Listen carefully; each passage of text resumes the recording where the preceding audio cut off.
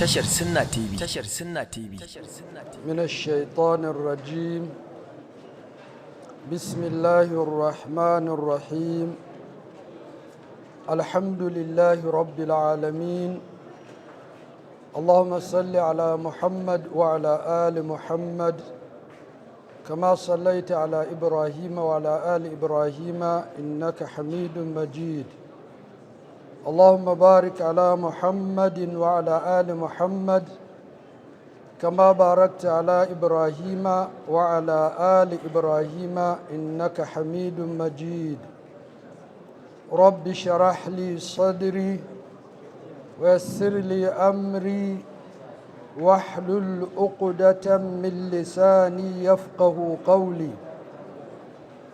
Members of the high table, there are many, I cannot mention all of them. My brothers in Islam, Assalamu alaikum wa rahmatullahi ta'ala wa barakatuh. It gives me pleasure and honor to be with you this evening to deliver this lecture, and I hope and pray to Allah subhanahu wa ta'ala that every one of us here will have a takeaway from this lecture. I presented a lecture that is almost similar to this on Sunday at Bayero University, Kano. This is just like an offshoot of that lecture. I normally start with my lecture with a pre-lecture question. So please just indicate by raising up your hand if you have any business. If you are doing any business, just indicate by raising up your hand. People who are doing any business, either small or big, either company or personal. Alhamdulillah, you can put down your hands.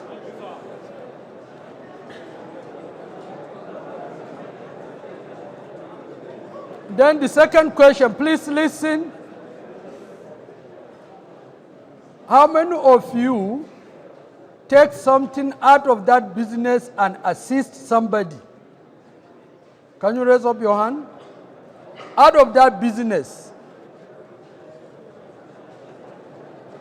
Okay, put down your hands. How many of you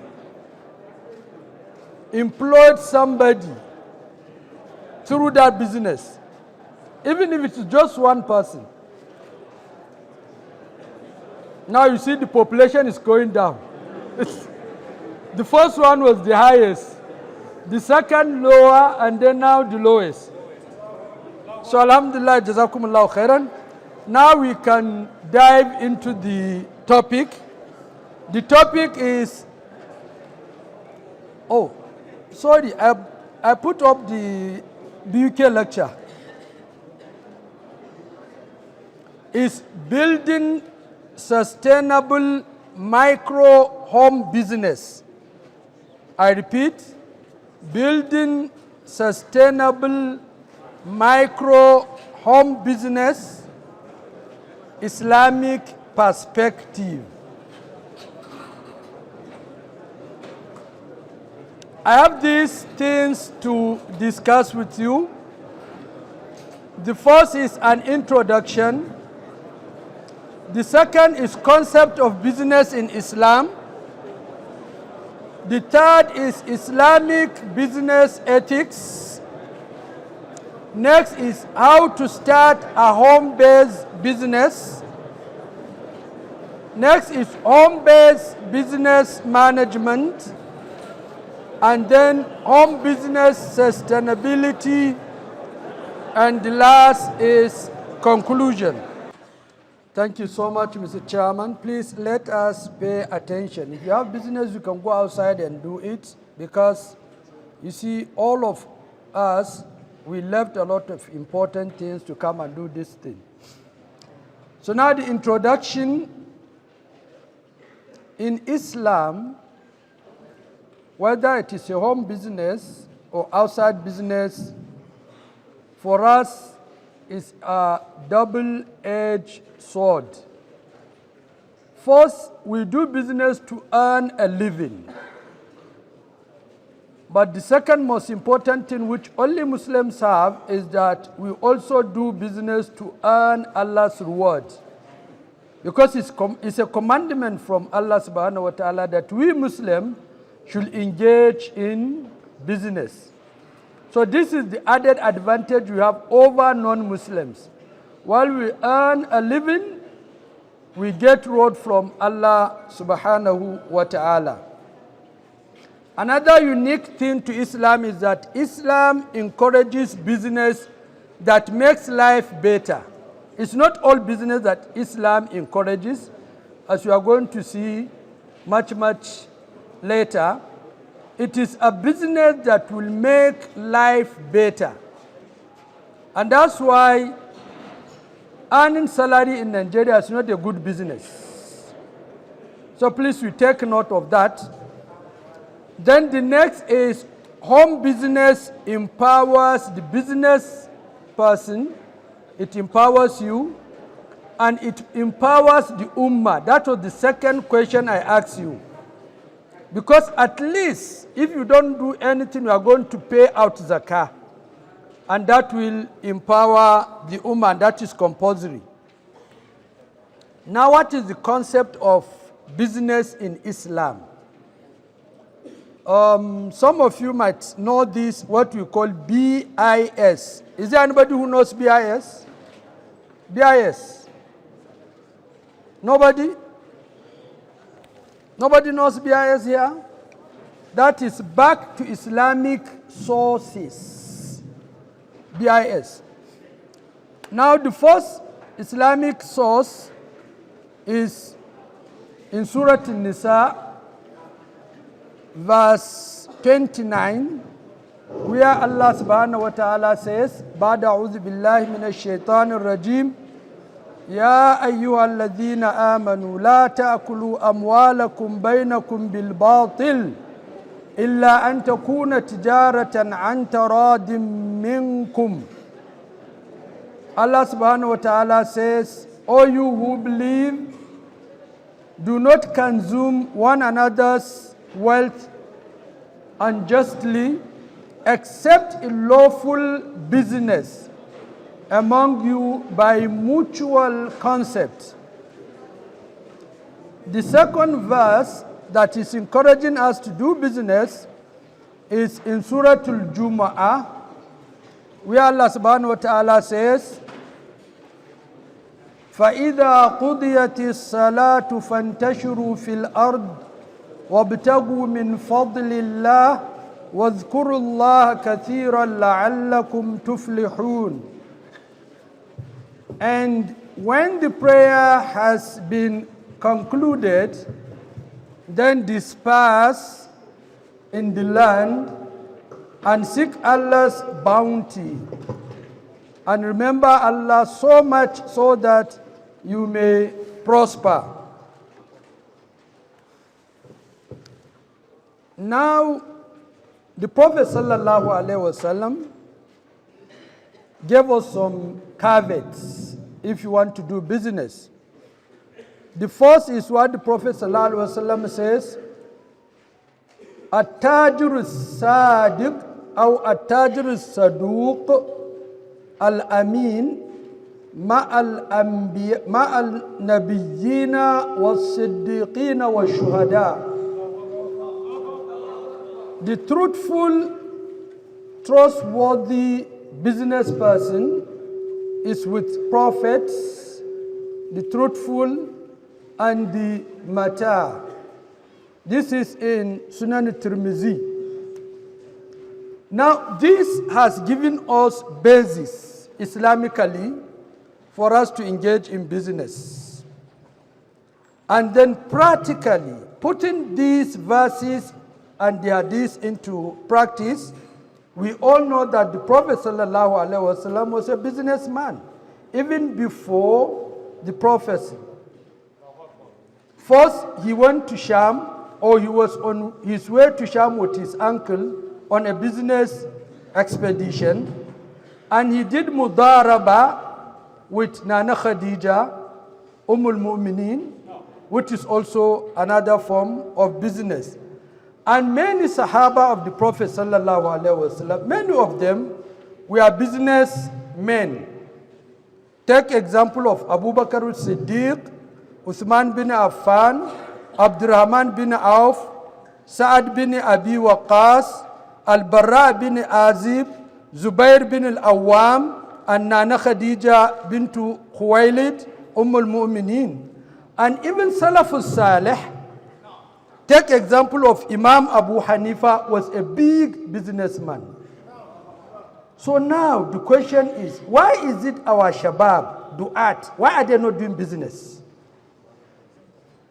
This is the question we should all ask ourselves. If we are Du'at and we are Shabab, why can't we do business? If you don't do business, then politicians will play with you. And then they will remove the interest and the confidence of people from you, because now people will be looking at you as what? A politician. So we should take serious note of this.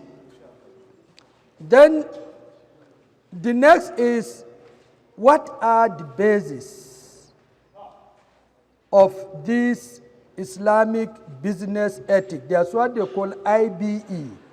Islamic business ethic is different and distinct from the secular business ethics. We teach secular business ethics in the business school, but it's not the Islamic business ethic. It is different.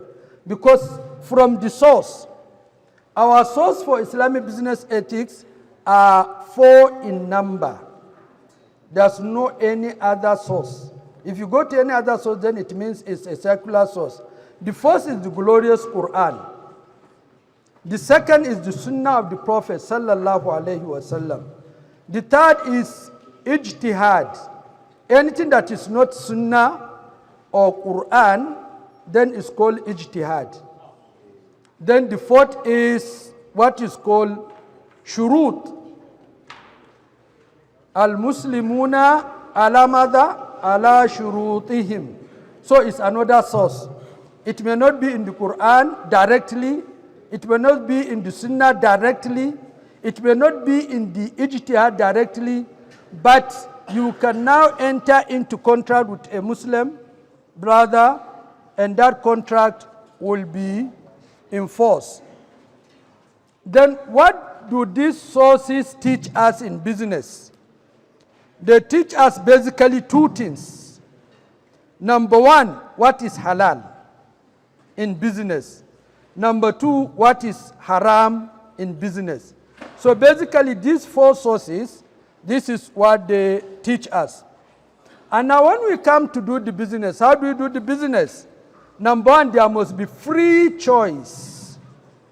You see, the underdeveloped countries all over the world, the business they do with the developed countries is a forced business.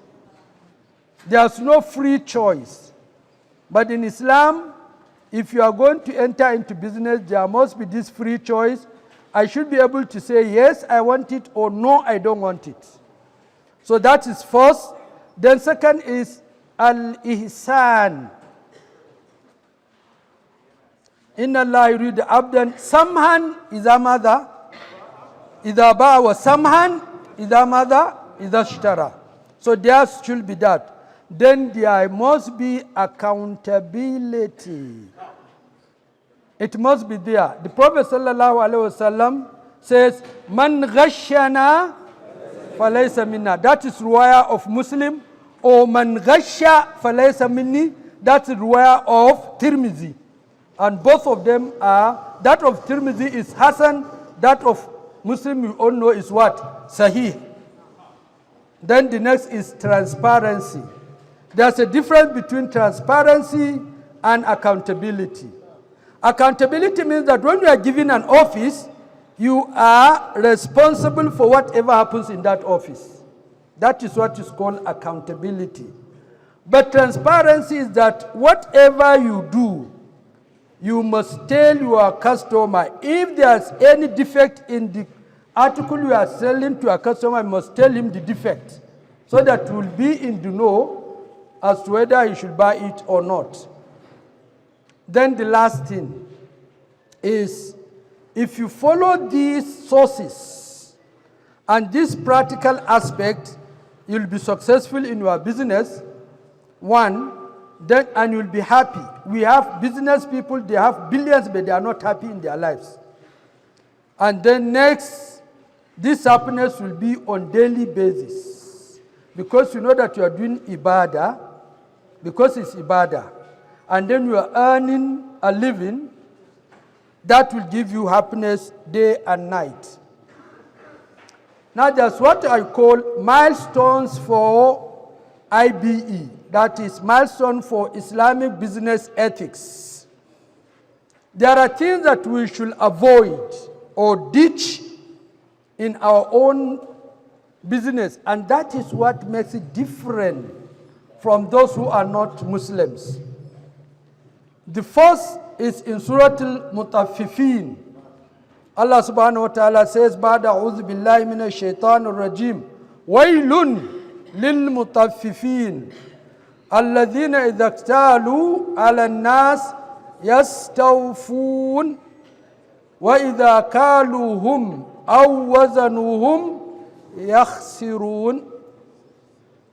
Aw yukhsirun? Yukhsirun. Woe to the defrauders. When they take the measure of their dues from men, they take it fully. But when they measure out to others or weigh out to them, they reduce it. And this is not only in business. If you are a lecturer and you don't go to your classes, it's another form of tatfif. And then the next, the Prophet sallallahu alaihi wasallam says, Inna tujjara yub'athuna yawm al-qiyamati fujjaran. But there is exception. Illa man ittaqallaha wa barra wa sadaqa. This is also reported by Tirmizi. He says Hasan Sahih, even though Albani has something against this hadith. It says, indeed, business persons will be resurrected on the day of judgment with the ungodly, with the wicked ones, except the one who has taqwa of Allah in his business. That is one. And who behaves charitably in his business, and who is truthful. These are the three conditions in Islamic business. If you don't want to be raised with the ungodly on the day of judgment. Number one, you must have taqwa of Allah in your business. Number two, after taqwa, you must be charitable. That is the inna la yubu abdan, someone is a ba or someone is a shtara. And then the last thing is you must be truthful in your business. Let me give you an example. Now, our business people, they have conducted one bad habit in their business. They don't sell their things until they ask what is the exchange rate of dollar. When they tell them, then they will now come and reprice their product. So something of 1,000 naira now will be 2,000. Or something of 1,000 now will be 3,000. And that's why prices are going high because of this. It's old stock, but this is what they are doing. So you see they have removed that someone is a ba or someone is a shtara. Then the last thing on that thing is, the hadith have already quoted it. Margashana falaysa minna. This is the one reported by Muslim, and the one reported by Tirmidhi says, Man gasha falaysa minni. And then ulama said that this things when they come, don't explain. Just leave it them as they are. So I will leave it as it is. Whoever deceives us in business is not from us. Don't ask me what is not from us.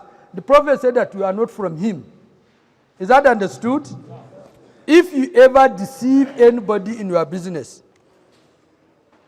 Now, how do we implement this hadith? These are what I call pillars of Islamic business ethics. And I just speak four so that we not forget, just like the pillars of Islam. Number one is trust. Even the non-Muslim in Mecca, even before the Bi'itha, what did they used to call the Prophet sallallahu alaihi wasallam? Al-Amin. So that is one. Two is honesty. Third is excellent in recruitment practices. We Muslims, we have this bad habit. Please understand me very well. When we see somebody who is very religious, he goes to the mosque, he fasts on Mondays and Thursdays, is very good. The moment they talk of a position or business, they say, take this brother. It's a very bad attitude to business. That brother must know the business. And that's why a lot of our businesses, especially in Islamic organizations, they crumble. Because the people we put there, they don't know. You say you have audit committee. You take somebody who doesn't know anything about accounting and say he's the auditor. How can he audit? So salahiyah of a person, that one is between him and Allah. But when it comes to business, inna khayra man ista'ajalta al-mu'min. Ina ce haka ayan take. Inna khayra man ista'ajalta al-mu'min. Ko haka take bane? Oho. Inna khayra man ista'ajalta al-qawi al-madha al-amin. While they mention qawi there, the profession there needs energy. So where you need accounting profession, that is the qawi. Where you need a doctor, don't say wannan ya iya yanka sa. It's the same thing. Will you do that? You never do that. So please, we should know this. A good brother who is very good in his ibadah may be terribly bad in business because he doesn't know it. So please let us take note of this. And then professionalism also counts. And then the last one is abstaining from three things. If you want your business to prosper as a Muslim, you have to abstain from three things. Number one is haram. Innal halala bayyinun wa innal harama bayyinun. I'm coming. We are going to the next. Then the next is makruh. Don't say, no, this is makruh. No. If you are doing business, go away from it. And the last one is shubaha. Wa baynahuma umurun mustabihat. So these three, you must run away from them if you want to be a successful business person. Now the next thing is, how do we start a home-based business? The first thing in business is not money. When you want to start business, please don't talk about money. Don't even think of money. Forget about money. It will come on its own.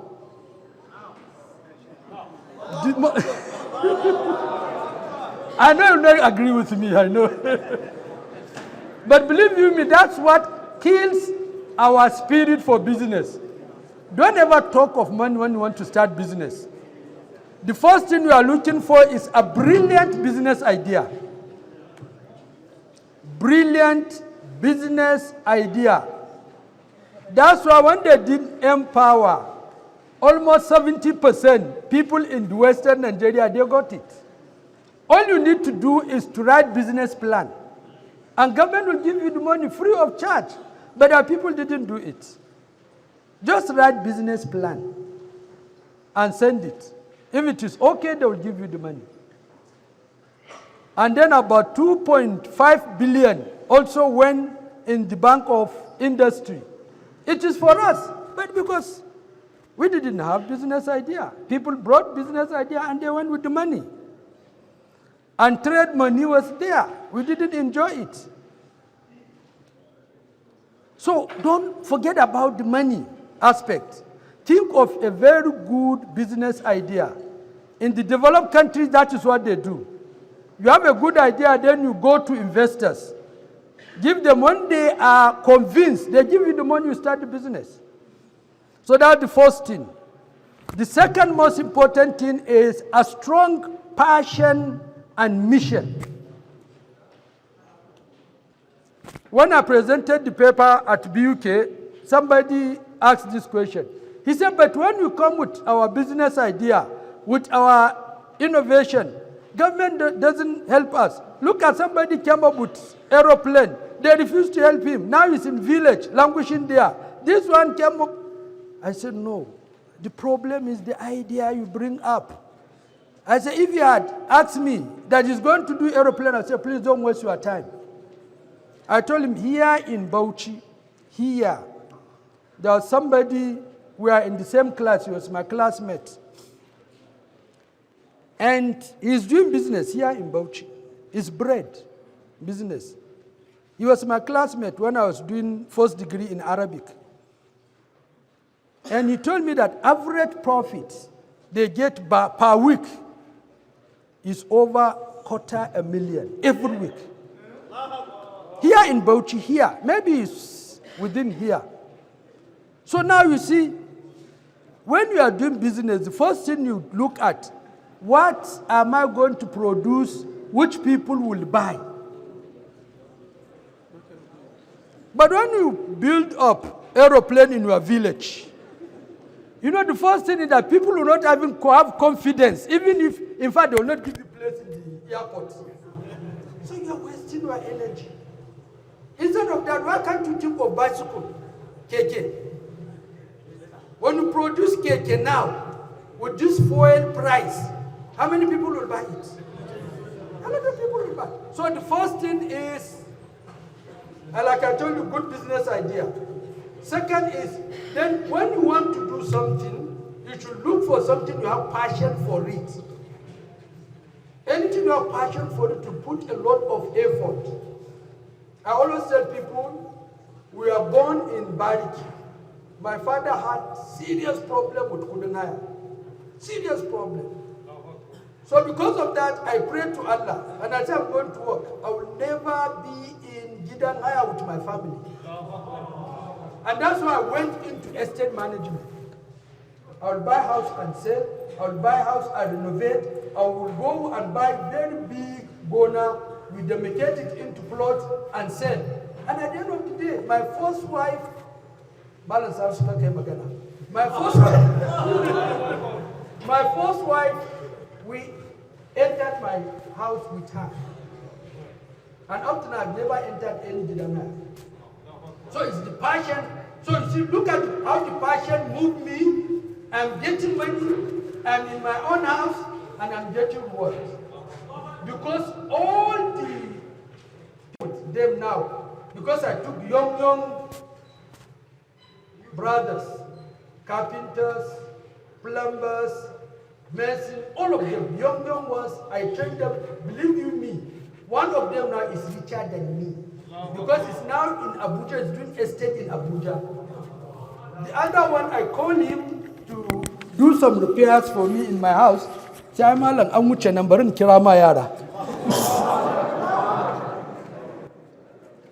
are all now multimillionaires. All of them, they have their houses.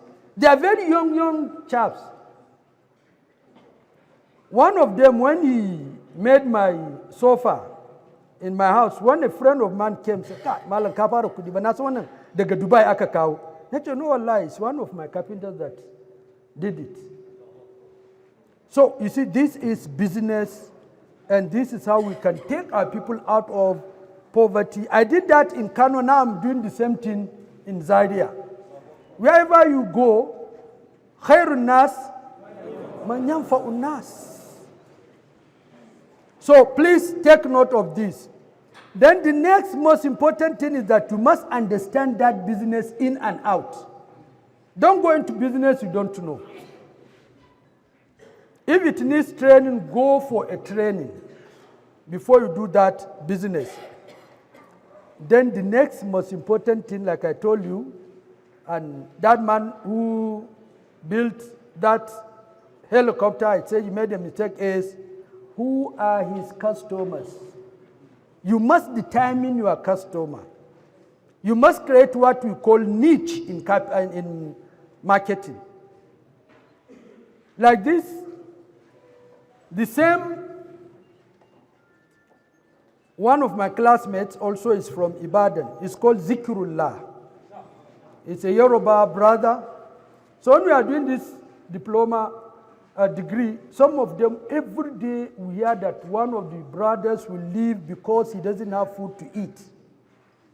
Some, they didn't have money for registration. I say, Kai, please come. Let me teach you entrepreneurship.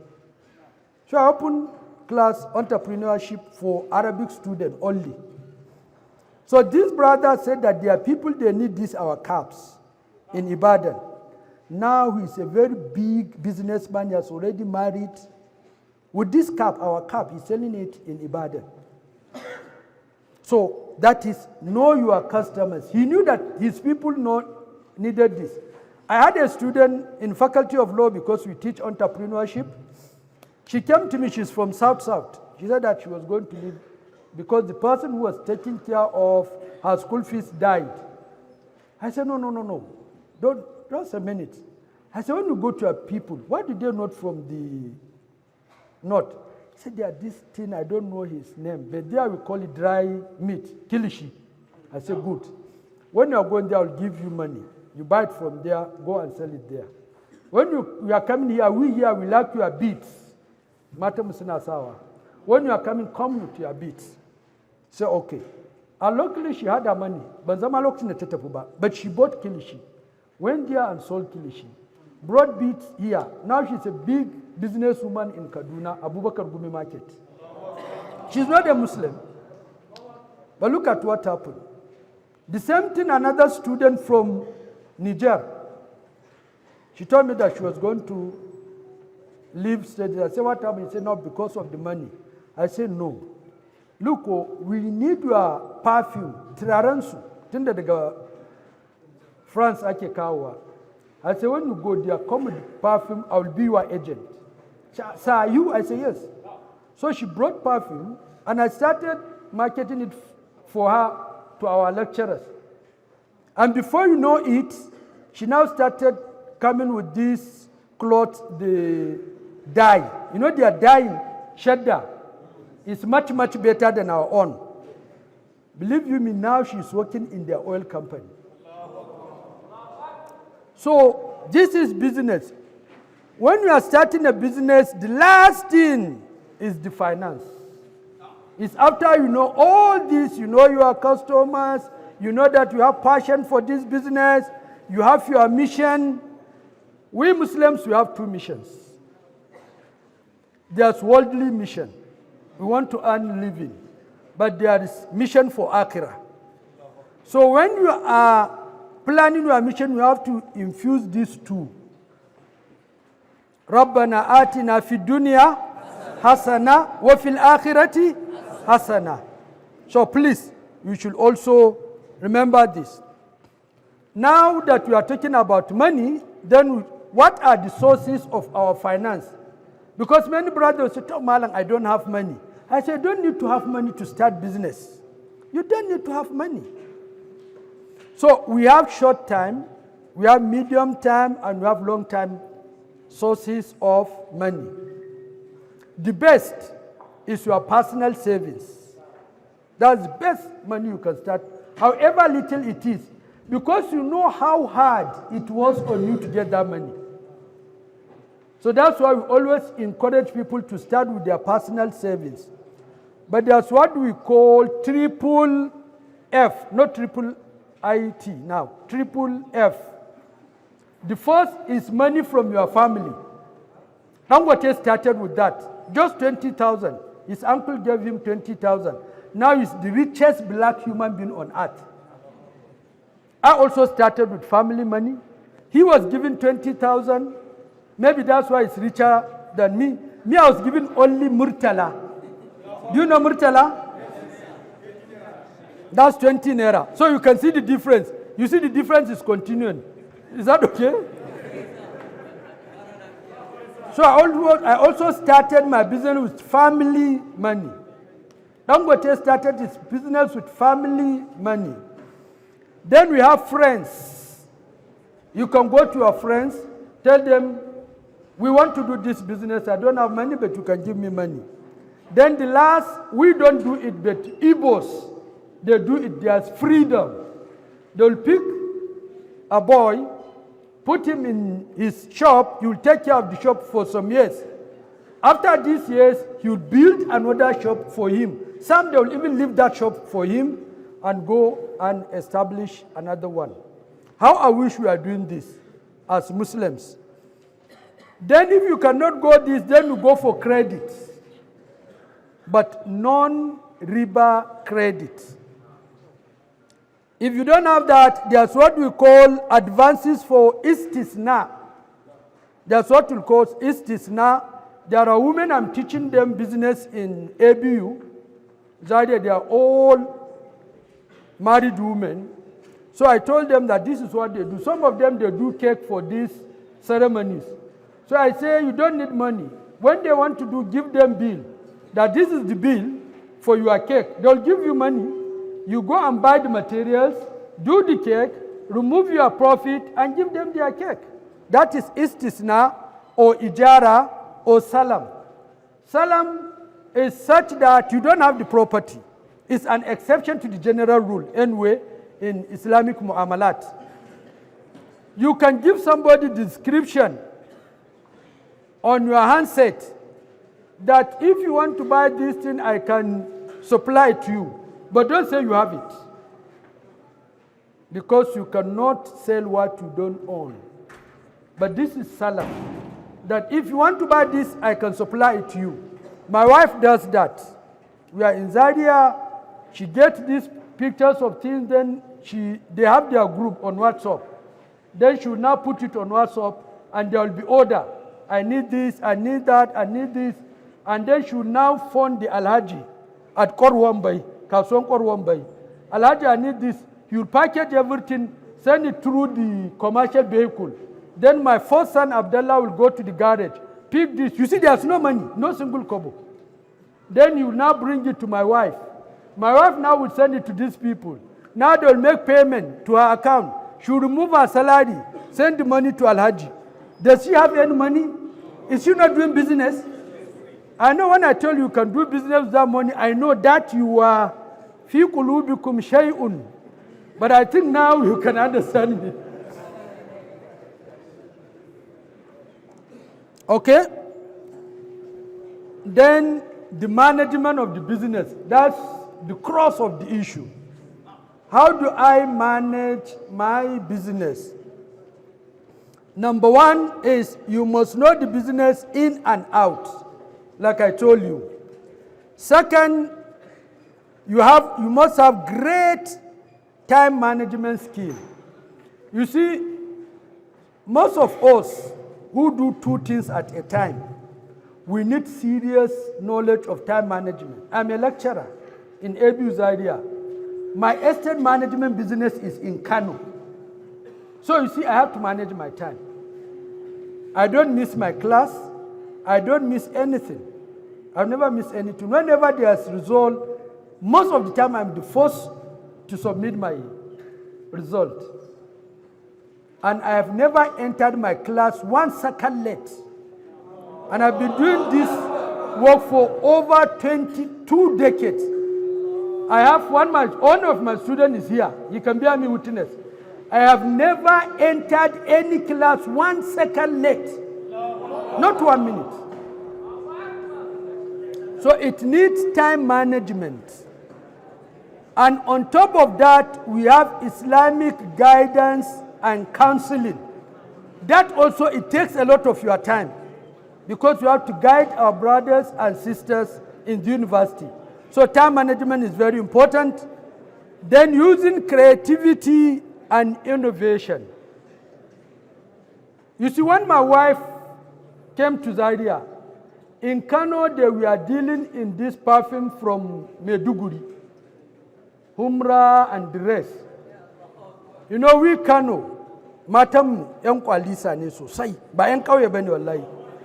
But when we come to Zaria, I will not conclude. You can conclude for me. So she found out that the women there were different. So now she went, but where they spend their money in Zaria is in kitchen. Their kitchen is just like their sitting room. So she now turned over to selling things that have to do with kitchen. So now can you see innovation and creativity? Then the next is you must possess communication platform. I told you my wife uses WhatsApp. So you can use any other one to do it. Then you must always exceed the expectation of your customers. For instance, sometimes you'll put up things and say the price of this thing is 1,000. But when the Alhaji is a very good businessman, may Allah reward him, sometimes say that the price has gone down. So now instead of her to sell 1,000, say that this thing that I told you 1,000 is now 800. So somebody that wanted to buy 5, say, Aja abanu gudagoma. Because they have exceeded their expectation. Now,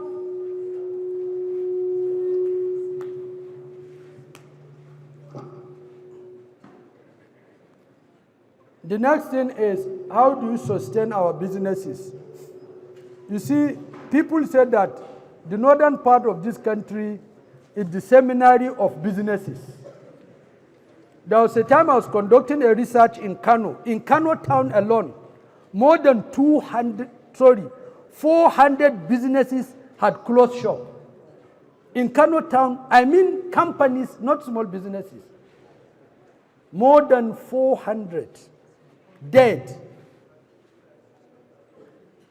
Because most of our businessmen, I'm sorry to say, they are not educated.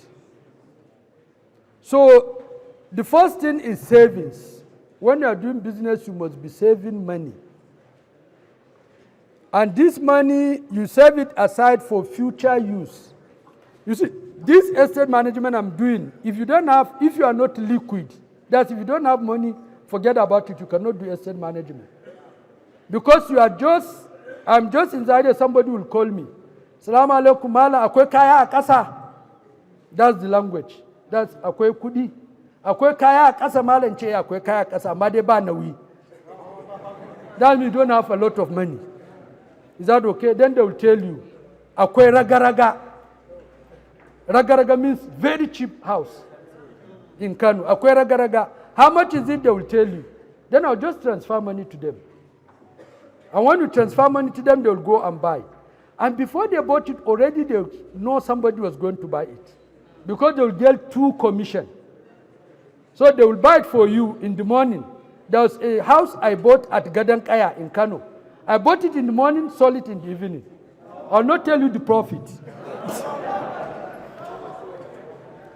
So they already know somebody is going to buy. But they will tell you, because there's something they do, they don't know that me, I take it to be murabaha. Sorry, mudaraba. When you get profit, they divide it into 3. They say, one nadukiani, that's for the money. Where they got it, I don't know. Then this one is for the owner of the money. And the third one is for them. And the man who buys the house from them will also give them commission. So at the end of the day, you have the capital you may have, you will share it 50-50. But that's not the story. They will go and sell it to another person and get another commission. So that's why they will never touch your money. Okay? I hope this is understood. So let us jump. Then now techniques of saving. How do we save?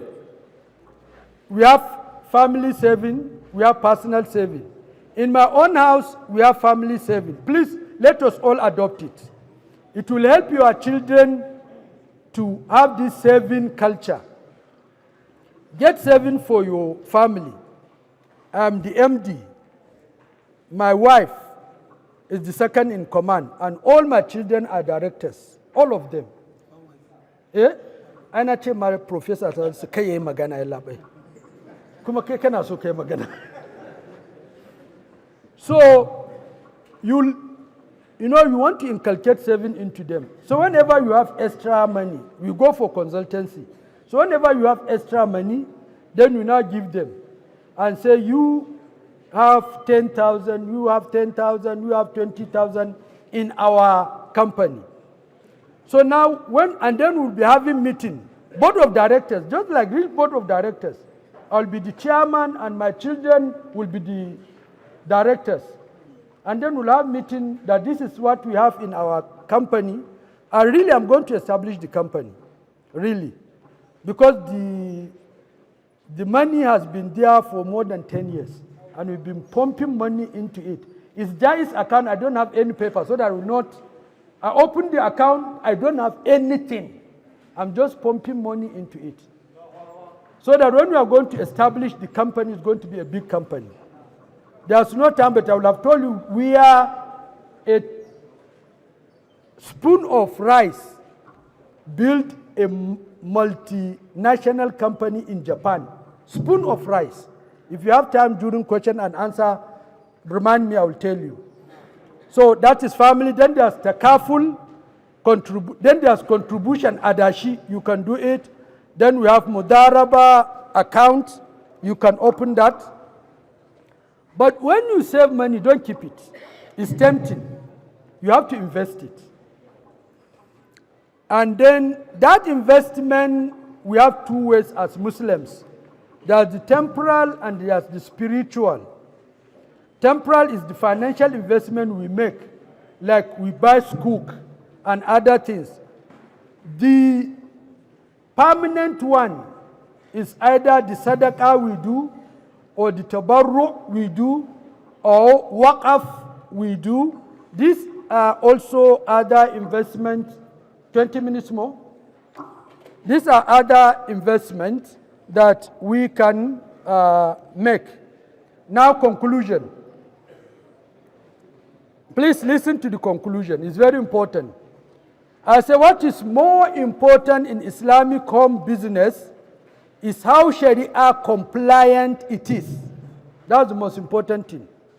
Then the second, and how it creates value for wealth creation, for economic development and betterment of the Ummah and humanity at large. Ensuring smooth and effective management of micro home business involves excellent utilization of financial, human, and other relevant resources. Wassalamu alaikum wa rahmatullahi wa barakatuh. أعوذ بالله السميع العليم من الشيطان الرجيم بسم الله الرحمن الرحيم وصلى الله على النبي الكريم وعلى آله وصحبه ومن والاهم بإحسان إلى يوم الدين وبعد السلام عليكم ورحمة الله وبركاته. Seeing that this lecture topic is not my area of specialization, so don't expect that I would be able to make any meaningful contribution. And especially because when a professor plus in that area has spoken, one wouldn't have anything much to say.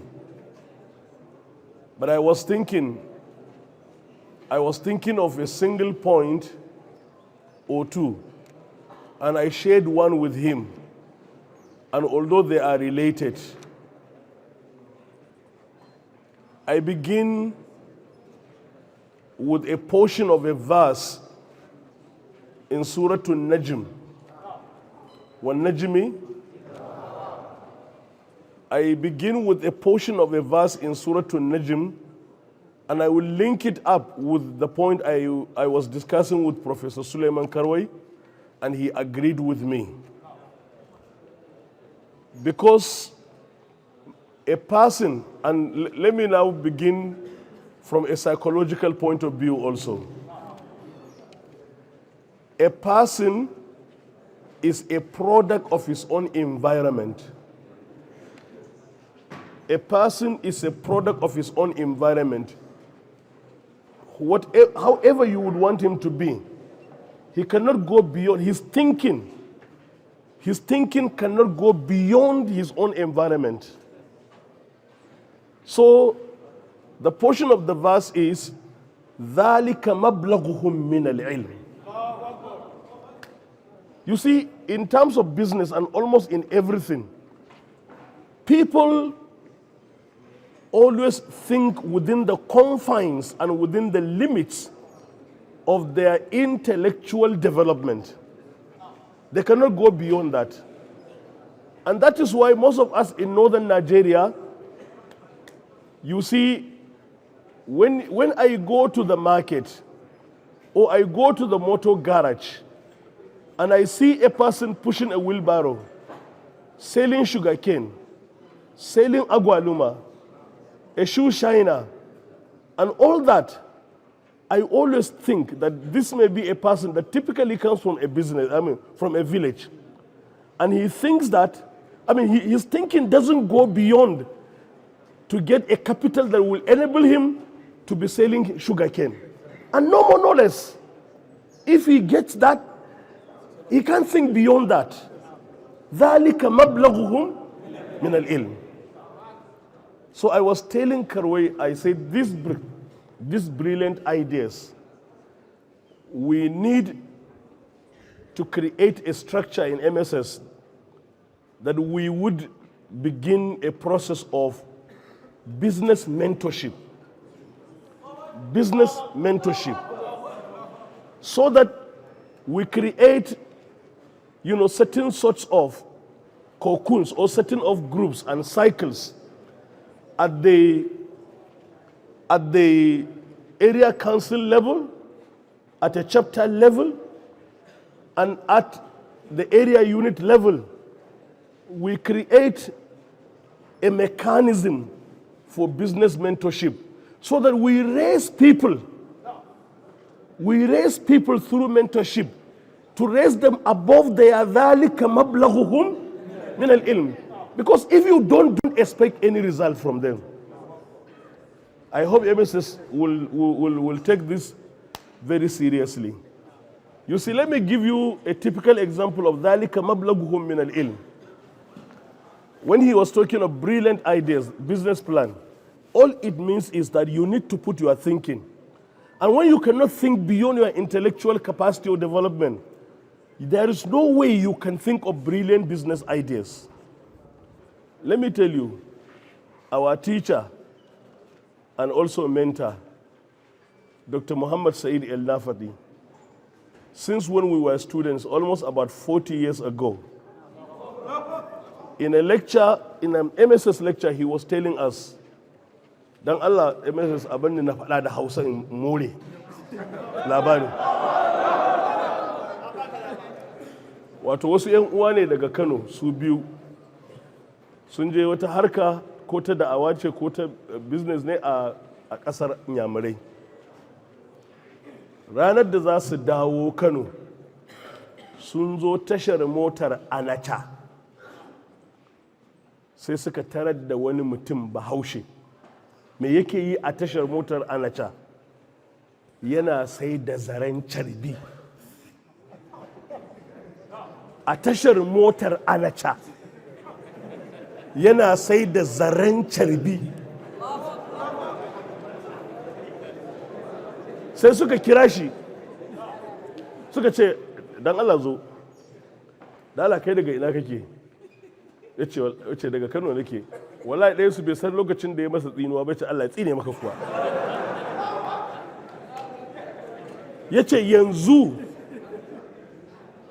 Inyamurai suna making millions a Kano, ka zo Anacha ka rasa abin da za ka sai a sai zaren carbi ya ce mutane nawa ne suke sallah a nan waɗanda za su riƙe carbi carbinsu ya yanke su buƙaci sayan zaren carbi zalika mablaguhum min al-ilm. To wallahi this is what is abin da ke cutar da mu kenan. Finally, assalamu alaikum, with the permission of magajin gari, and sometimes those of us that hold traditional titles can do esprit de corps. So let me just do simple abuse of forum. I would like this Zaure, this IVC, to recognize a gentleman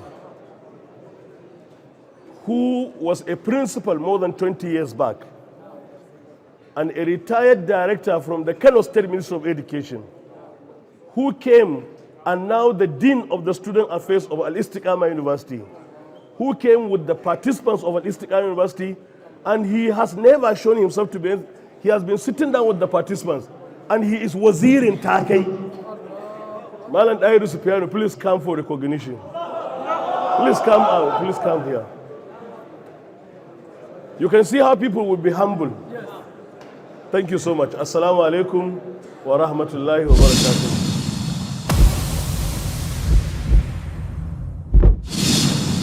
Tashar Sunna TV.